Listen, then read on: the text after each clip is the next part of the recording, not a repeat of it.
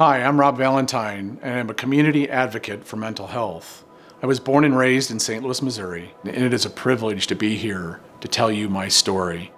From the outside, a lot of people thought my life was perfect, which let me tell you, it wasn't. My life was impacted as a kid, and I really never acknowledged it to anyone. I even gave a speech when I was in 7th grade. The speech opened by saying Jimmy doesn't cry out loud anymore. Tears roll down his cheeks, but he doesn't make any noise. After years of abuse, he has learned to avoid getting his face smothered by a father who doesn't like to hear him cry. Child abuse is an act of violence in our society that needs not to be ignored. See, I gave that speech and no one around me knew that the actual Jimmy was me. My teachers didn't notice, my family didn't notice, my friends didn't notice, and so I continued to keep the secret throughout my life. You know, there is really a lot of stigma in the world today around mental health. When it comes to childhood sexual abuse, it's a topic that I find is really not talked about very much at all, and especially for male survivors. You know, for female survivors, it's 1 in 3 women have been sexually assaulted in their life, and for men or for boys, it's 1 in 6. I had an opportunity in 2010 going to Ohio to a male survivor weekend of recovery. There were 25 other men there. They were construction workers, they were businessmen, they were unemployed, they were young and they were old. All of us were there because we knew that we needed to talk about a secret that we had kept most of our life. We also knew that we would heal if we were able to talk and work with other people that had similar experiences. During that weekend, I learned that it was okay to begin telling my story, and I have to tell you that it really impacted my life.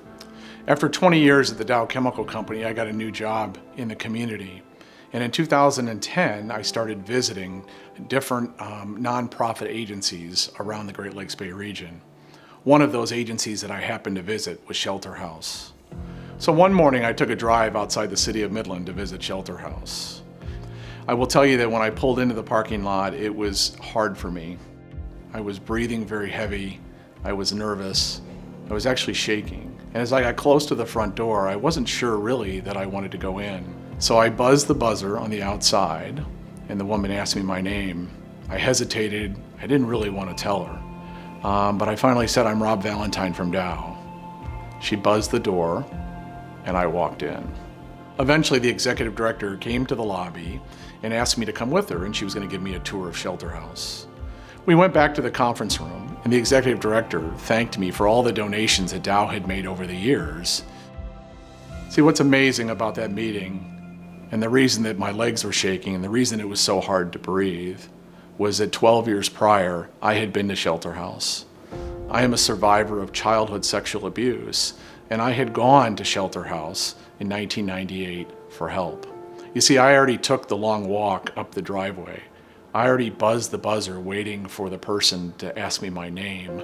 I had already sat in the lobby waiting to go back and see a counselor. I went to Shelter House then for a couple years and learned some amazing tools that I have to admit I still use today. Shelter House gave me an amazing gift of freedom to be able to begin to share my story, to begin to share the pain, to begin to talk about the things that I really was not talking to anybody in my life about. You know, I've learned in my life that when you have secrets, we're lonely because we spend time with those secrets. Where when we let those secrets out, there's more room for love, there's more room for joy, there's more room for peace.